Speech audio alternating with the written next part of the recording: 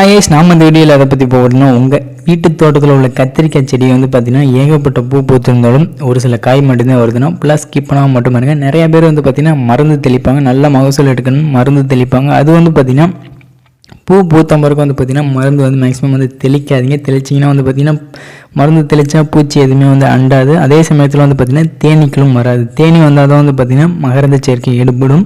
அப்போ தான் வந்து பார்த்திங்கன்னா நம்மளுக்கு வந்து காய் வந்து வளர ஆரம்பிக்கும். இல்லாட்டி வந்து பார்த்திங்கன்னா பூ வந்து அப்படியே வந்து கொட்டி போயிடும்.